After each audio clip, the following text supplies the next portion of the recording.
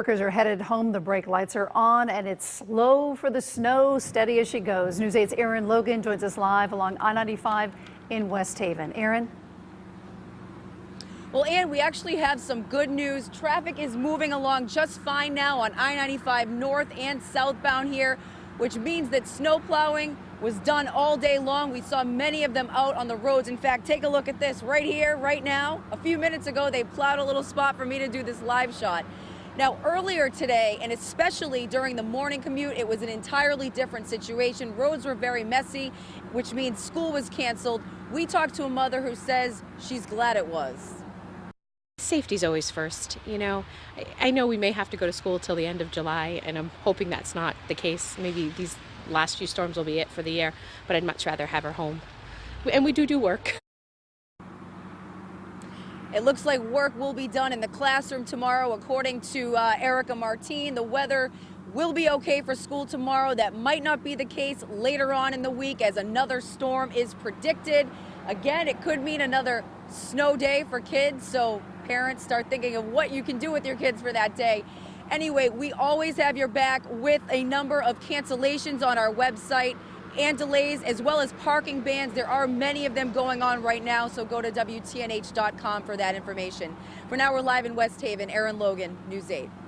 Aaron, thank you. If you're expecting someone home for dinner, they might be a little bit late tonight. There's a lot of slush on the highways at this hour. Storm Team 8 meteorologist Sam Cantro is live in the mobile weather lab. Sam.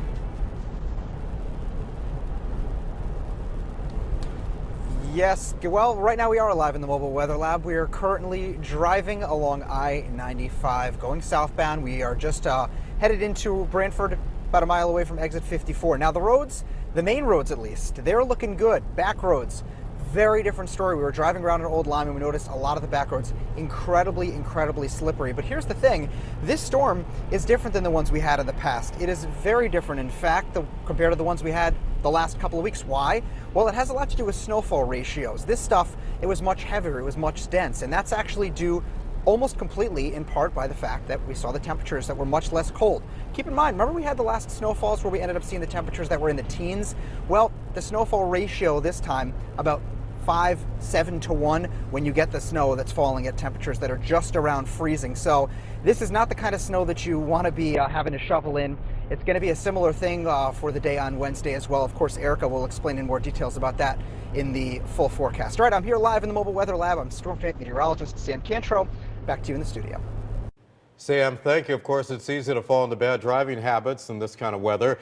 And with that in mind, the AAA passing along some tips for driving in the snow. They say accelerate and decelerate slowly to get the best traction and avoid skidding. Drive slower than normal so you have more time to do things like stop and make turns. Don't stop when you're going up a hill because on an icy street, the momentum could send you right back in the wrong direction. And don't follow other cars as closely as you would in dry conditions. Travel in the air was also affected today by the winter weather. Bradley International officials say the airport had 13 flights canceled. Arriving and departing flights are experiencing delays, though, of just 15 minutes or less now. Bradley is also taking diversions from New York airports. Evening commute along the rails also appears to be in pretty good shape tonight. Metro North saying travel along its New Haven line is running pretty smoothly.